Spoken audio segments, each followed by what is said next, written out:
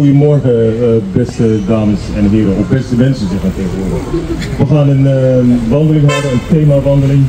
Die wandeling gaat met name over de struikelsteentjes, want er is een klein stukje wat te maken heeft met het koloniale slavernijverleden. Ik heb al een flyer uitgestuurd, voor zover ik weet. En die flyer die geeft u wat aanwijzingen over de route die we gaan volgen. De route Bergsingel, Noordsingel, Centraal Station. Het beeld Moments Contained en dan verder naar het stadhuis, waar we ontvangen worden door een goede vriend van mevrouw Peggy Wijntuin, namelijk Wim Reiniers.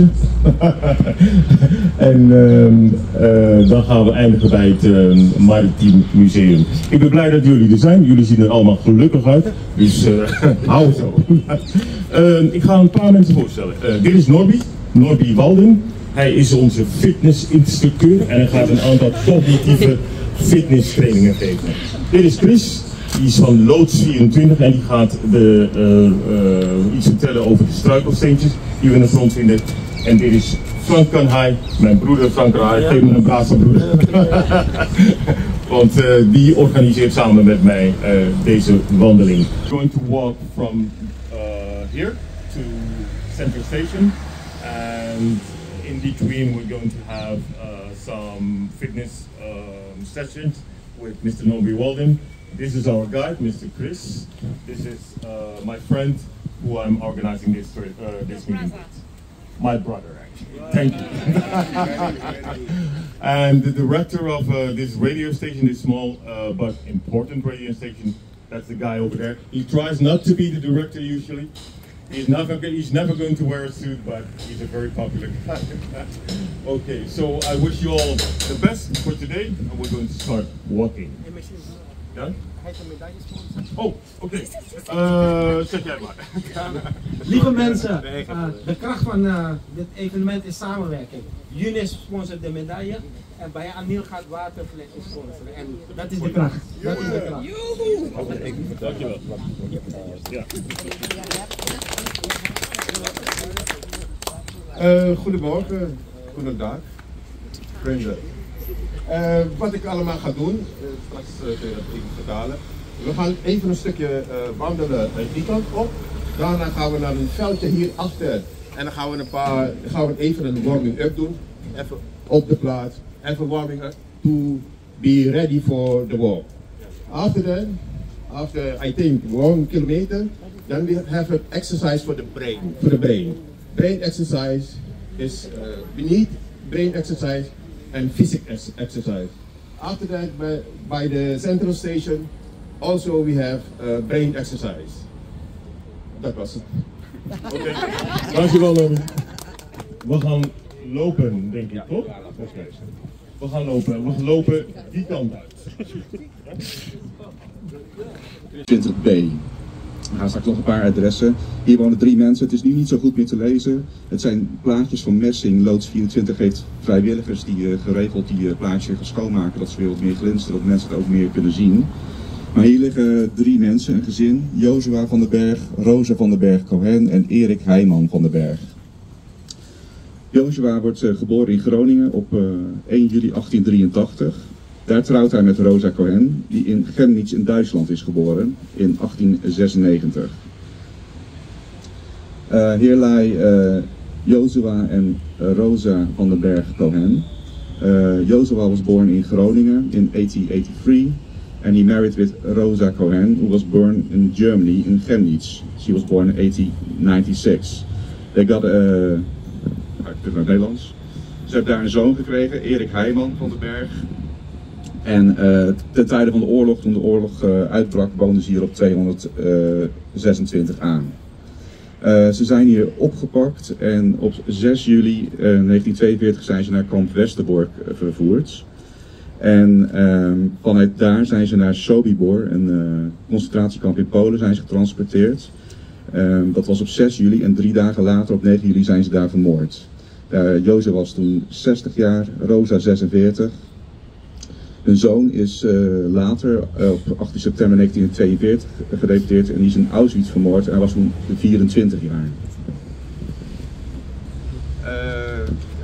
Stolpersteinen.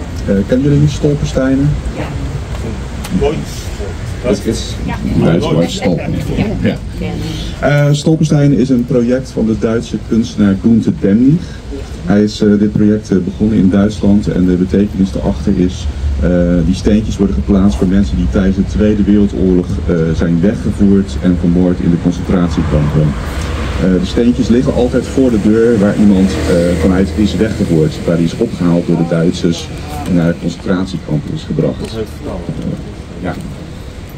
I will try in English, so hopefully you understand.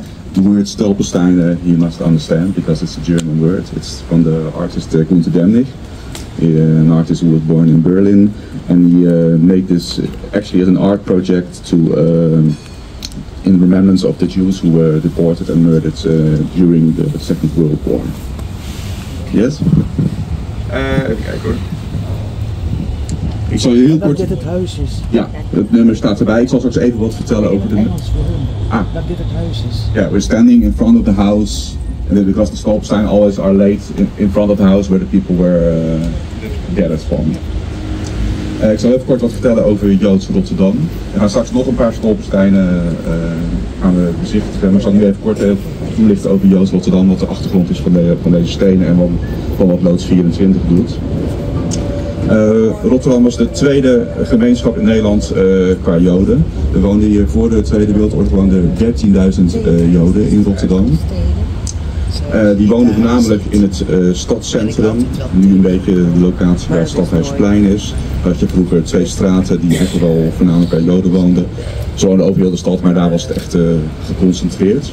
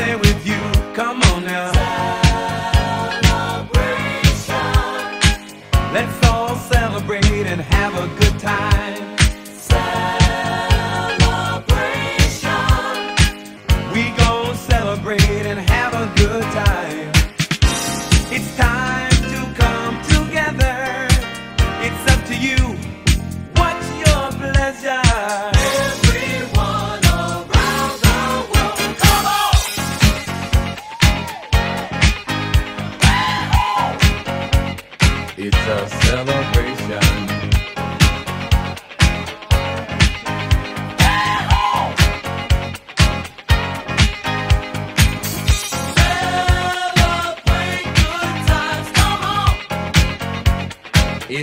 Celebrate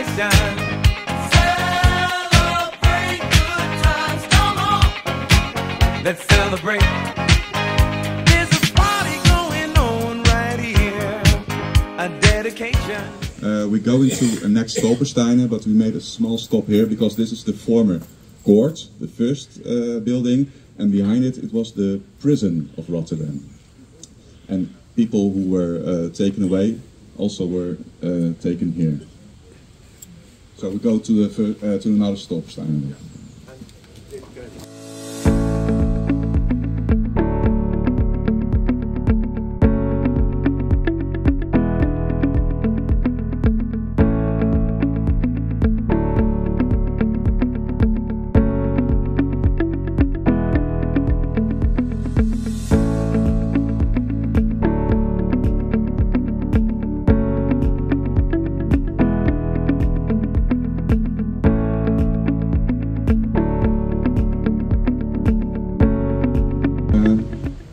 It's a special stone because Rebecca was the sister of Isaac Lipschitz, and this is a book which 20 years ago every citizen of Rotterdam got from the municipality.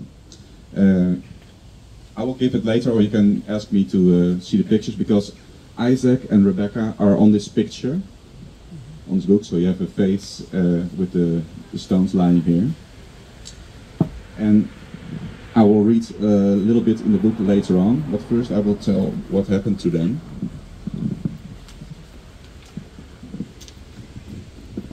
In December, Isaac and Rebecca were arrested and put in prison across their own home, in the prison which we just passed by. They sat there for 2 weeks, and at 23rd of December they went to Westerbork, the Dutch concentration camp, and from there they were put on a train to Auschwitz. They were murdered at 30 April 1943. Isaac was then 32 years and Rebecca was 24, so very young.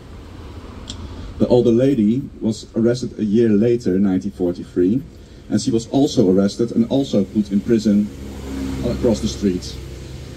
She was sent to Westerbork at 1st of July, and a week later she was sent to Sobibor and immediately killed. She was 65 years old at that time.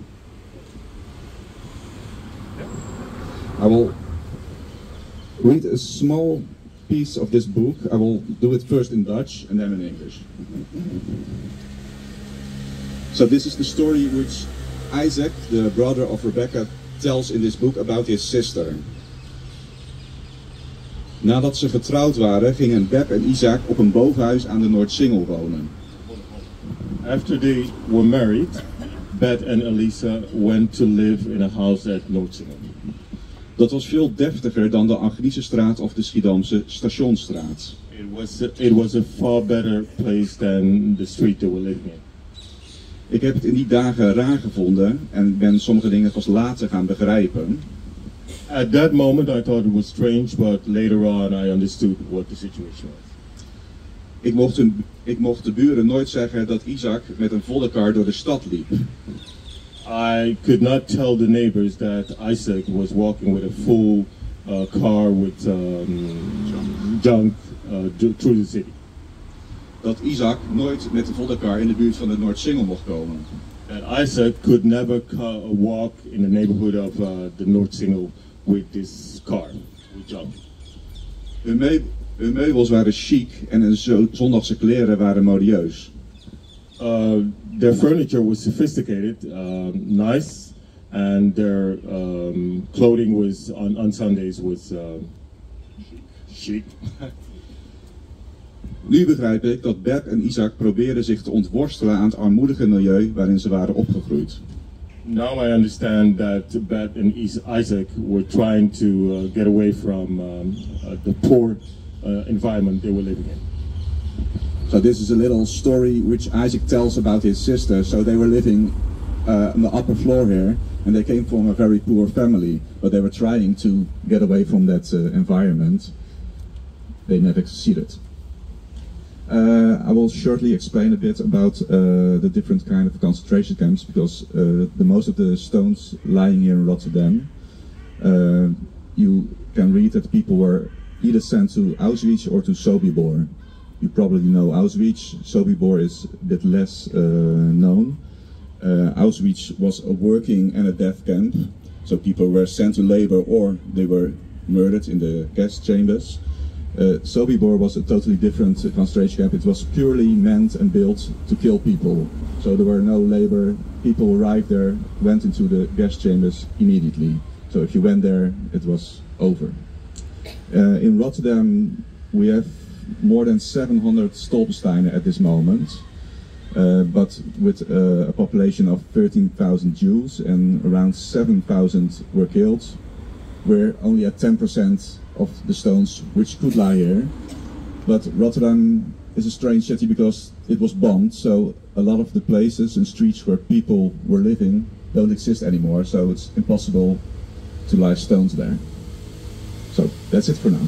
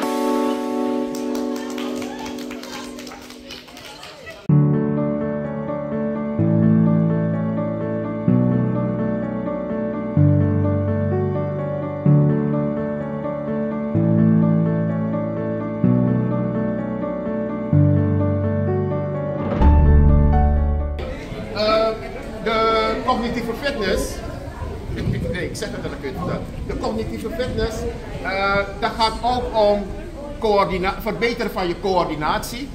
This training session is also to better your coordination. Je zelfvertrouwen. Your self-confidence. Reactievermogen. Your reaction speed. En je denkvermogen te vergroten. And also to better your way you think, clear up your mind. Okay, that's why I do cognitive fitness. Okay, and it's also very good, I understood, to help against dementia. Ja, is that right? Om dat uit te stellen. Okay. Yeah. Anybody who likes the bottle of water, you can have it over there. And it also has these tiny little, what is it called? Oranges? Sorry? Vitamine. Vitamin. Correct. So you can have it back there. But you want to say something? Yes. Of course, thank you very much, Stuart, for this opportunity to be here with you together and with all you guys. And of course, mein Deutsch ist nicht so gut mehr. Ich habe es auf Schule gelernt, aber vor 30 Jahren spreche ich nichts mehr. But yeah, es geht mir gut genau. Okay, I will do it in English then. Well, my bookstore is studybooks.com, and I thank Stuart for organizing this walk together with my brother Frank and of course Ray from Stanvaste. These are some vitamins for you. I have also a leaflet for the books, and I have 2 books that I will give away, but I will ask, it's like a quiz. So, but the first one will get the gift. It's a book about About the colonial about the colonial times, about the slavery, etc. And who is the current mayor of Rotterdam? Who is that? Who said Abu Talib? Yes, she is the first one. You will get a book. Okay, the second question. But hold on, the Germans, they don't know these questions. Okay, Germans don't know the question, but let me see if I can say, okay, there's a river. It is from Switzerland and it ends here in oh, this was for my German guys, excuse me. Excuse me, this is for the German guests. So, you've already said it, but still. What is the name of the river? Who said it first? I think that lady said it first. The Rhine. Okay, those were the 2 first questions. Thank you very much. I will give you the book. She won also a book. It is in Dutch, but still you can read it, I think. Thank you very much for this opportunity. Have a good day. Thank you. Here you go, sir. Nierstraat and number 76B. Here lived the family called Rippe. It was Hessel Rippe and Jeanette Levison, husband and wife, and their 2 sons, Leon Rippe and Hans Nico Rippe. Hessel and Jeanette were both born in Rotterdam, Hessel in 1894 and Jeanette in 1900. Hessel was called Henry most of the time and Jeanette was called Zus, Schwester, Zus. They had 2 sons and Henry was a merchant. He traded in textiles.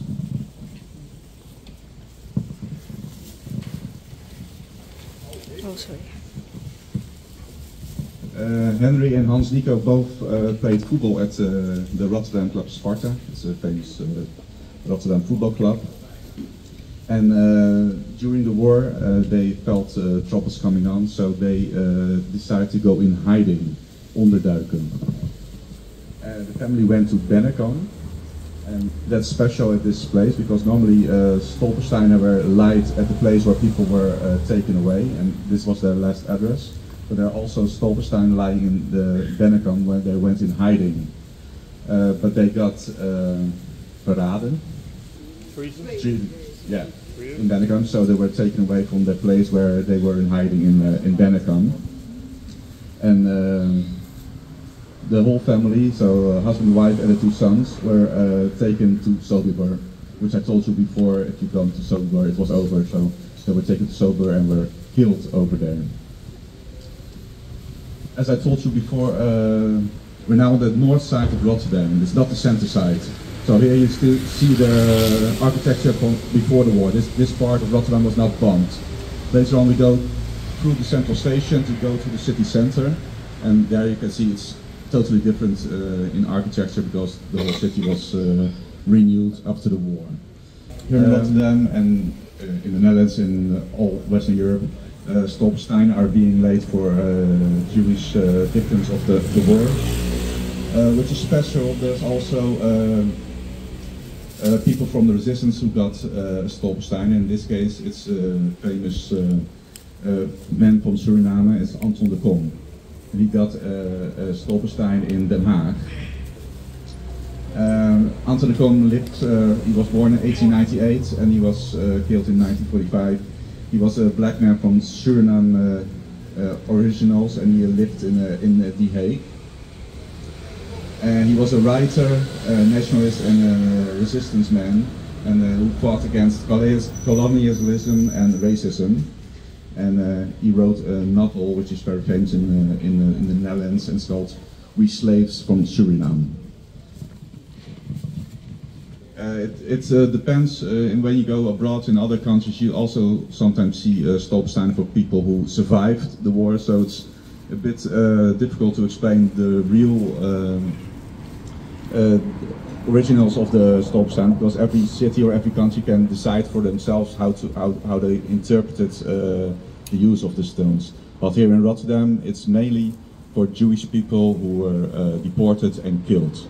But it depends on the city how they interpreted the use of the stones. So now we go to the central station and go to another piece of art. Dag meneer, u staat zo vriendelijk naar ons te kijken. Wat vindt u ervan dat wij hier staan? Nou, ik vind het een goed initiatief. In English? It's a good initiative that these people who were killed during the war, that they are remembered, because there are people who are denying that these atrocities take place. And that's of course not a good thing. I would like to ask all those people to look at YouTube, and at something not exactly related to this, but for me it's very interesting. And it's called The Atheistic God, The Paradox. Say that again, please. The Atheistic God, The Paradox of Spinoza. Spinoza was a family come from Portugal, were Jews also, and they had to flee because of the Catholic Inquisition, because when you were a Jew or a non-believer or atheist, you were burned alive. The Catholic Church did that 4 centuries ago. So his family went to Belgium, and his parents went to Amsterdam, where he was born in 1632, by Spinoza, and he's one of the most famous philosophers of Holland. We know him. He's from The Hague, actually. He's not from Rotterdam. That's true. He lived near The Hague, but he was born in Amsterdam. And when he was in the beginning of his 20s, he said to his parents that he had some questions about the Orthodox belief system. And his parents said, well, we can't answer that, that's too complicated, so you better make an appointment with the rabbi of the Jewish Orthodox community in Amsterdam.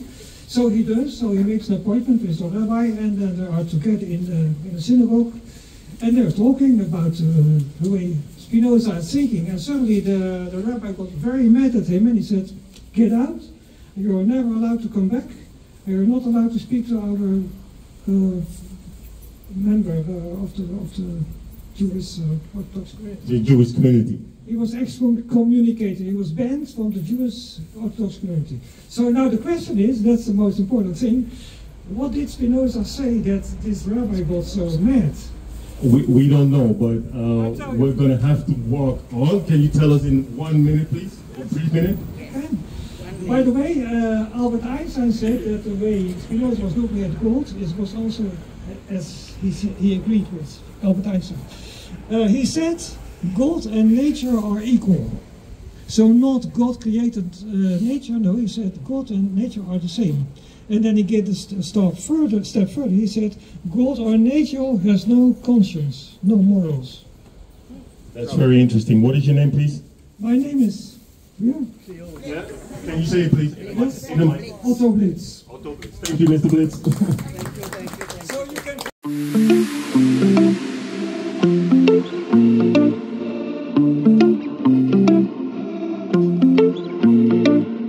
De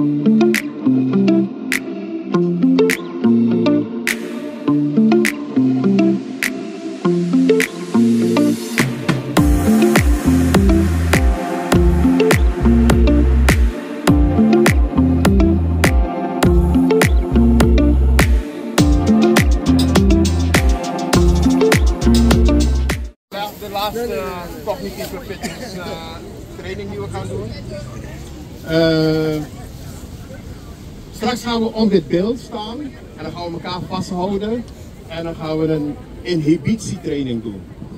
We're going to hold each other and what he calls it an inhibition training. I'm not sure what we will do, but I think it's going to be interesting. Okay. Wat is inhibitie? Inhibitie, dat zit ergens in het voorste gedeelte van onze hersenen en dat regelt dat we ons gaan gedragen. Inhibition means it's somewhere in the forefront of our brains, and what it does, it makes sure that we behave ourselves, that we act a certain way. Het helpt ons om ons in te houden, het helpt ons om snel na te denken en te handelen, dus eerst nadenken en te handelen. It helps us to think, it helps us to act, and then to do. So that is the rule. Oké. Bij kinderen is het nog niet goed ontwikkeld, dus die doen maar wat. Dan zeg je niet doen en dan doen ze het toch. En bij ouderen met dementie, dan functioneert die niet weer, die doen maar wat. Okay, with children, it doesn't work properly because you will tell them, don't do something and they will still do it. But with elderly people with dementia, then it's totally out of control. Ja. Oké, dus zometeen ga ik jou een opdracht geven, naar voren of naar achteren of naar links of naar rechts. En dan moet je doen wat ik van je vraag, maar jij gaat het tegenovergestelde zeggen. Okay, in a minute, he's going to give you a command, and the command will be to go up front, or to the back, or to the left, or to the right. Something to that effect. But you have to do the opposite of what he says. Ze moeten uitspreken. You have to shout it out loud. Ja. You have to shout out loud the opposite of what he says. Oké. Ga maar om dit beeld staan.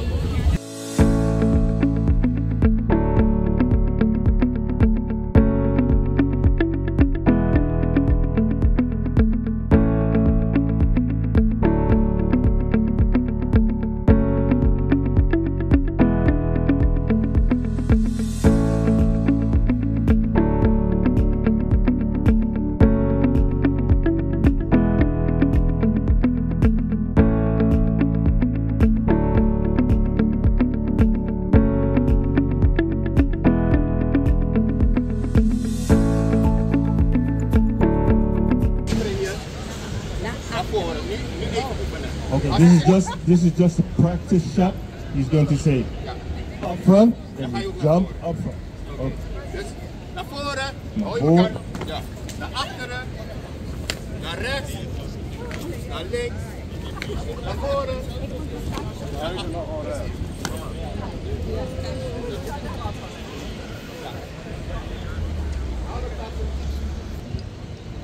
When I say forward, backward, left, right, forward, backward, left, right.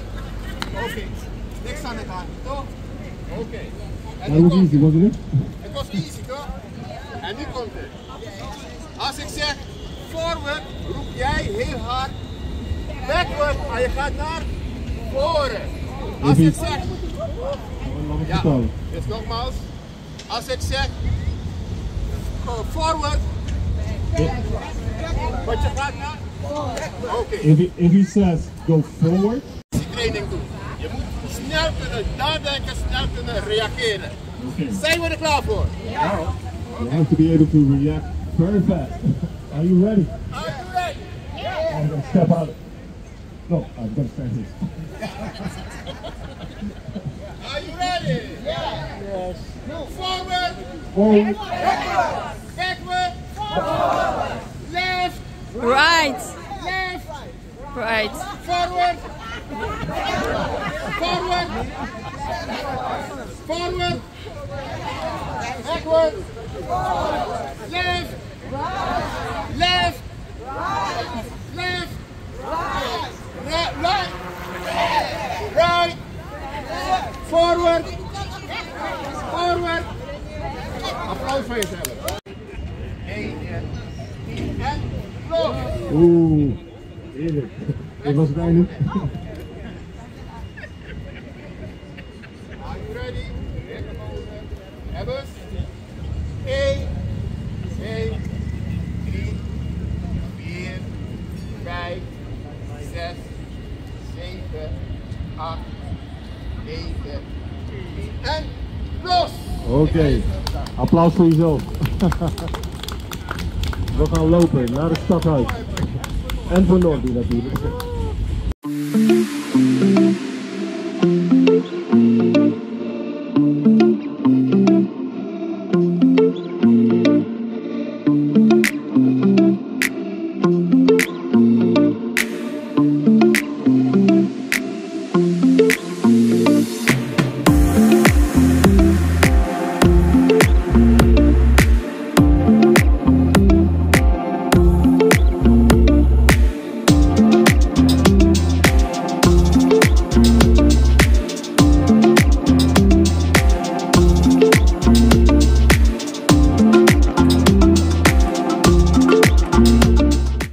Stuart, herzlich willkommen. Welcome to the City Hall of Rotterdam. The city is quite old. It was founded in the 13th century. And this city hall was built in 1920, so it's relatively new. And as the city of Rotterdam was growing bigger and bigger, the city wanted a big city hall to be proud of the big city. So they chose to represent a few of the Rotterdam heroes of the city. But now we are in the 21st century, and we know that we have a different perspective on history. So that's why I want to tell you a few details of the City Hall. To the left, you see a statue called Grotius is his Latin name. He was a 17th century lawyer.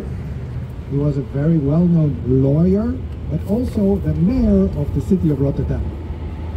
And what did he do as a lawyer? In the 17th century, the European countries were making war everywhere, also at sea. And Hugo de Groot, he wrote a book with the legal rules for war at sea. And until today, this was a very influential book. Now we go up, and then you see on the left side a medallion with the name Van der Weken.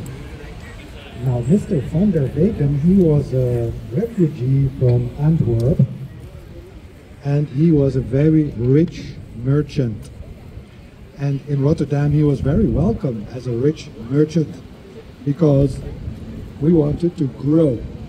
And he was, with his capital, one of the first to engage in commerce, trade, but also in colonial trade, including the trade of people, human trafficking. And we know today that he is one of the first to engage in slave trade to the Dutch colonies. Of course, in the middle it's Erasmus, the scientist, and then to the right, this is the room of our actual mayor of Rotterdam, Mr. Abu Talib. But there you see a statue of Johan of Oldenbarneveld. And he was also a mayor of Rotterdam, but he has become very well known because he was also a sort of prime minister of the Dutch Republic. And why is he so important? Johan van Oldenbarneveld, in the beginning of the 17th century, he was worried about the rivalry, the concurrency between the Dutch merchants in between them. And he founded a big state company, the East India Company, to facilitate colonial trade and war in the East Indies. So this is a statue of the East India Company, and from the 20th century perspective, we feel a little bit double about the East India Company, of course. But now let's turn to the 21st century, because this is the city hall, and here's the city council residing, and the city council consists of 45 people chosen by the Rotterdam people, elected. And this council asked for a research, an investigation, to investigate on the initiative of Mrs. Wijntuin here. The city council ordered a historical research of the role of the city of Rotterdam in colonial and slavery trade. This is a very important research, because now the knowledge was on the table for all the inhabitants of Rotterdam to really look into the mirror of the history, to know the history of our city, and also to make apologies for the slave trade. And this is what Mayor Abu Talib did 2 years ago. So Rotterdam was the second largest city of the Netherlands to make an official apology for the slave trade in the centuries before this. After that, the Prime Minister, so the government of the Netherlands, made an apology, and also the King made an apology. So in Germany maybe it's a little bit different, far to understand and to follow the news, but in our country this is a very important step in Dutch politics, and we are not ready with the apologies, because our Prime Minister said very rightly so, this is not a point, but this is a new beginning. So we are still working on assessing the importance, the impact of the apologies today. So this city hall has a history, but it also is a place to discuss the future and what needs to be done for the Rotterdam people. Thank you very much. Dankjewel Wim Reiniers. Het was geweldig dat je weer een geweldige speech hebt mogen houden. Ik ben elke keer weer blij met je en ik hoop je volgend jaar weer te zien, wanneer we weer langskomen. Dankjewel. Oké. We're going to walk.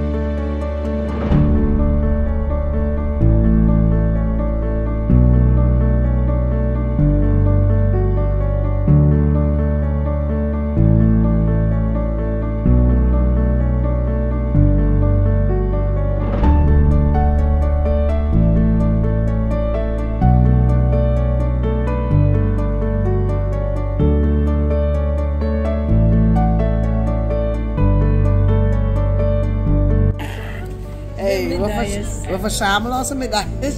Ik heb ook al een paar, hè? Dat is waar.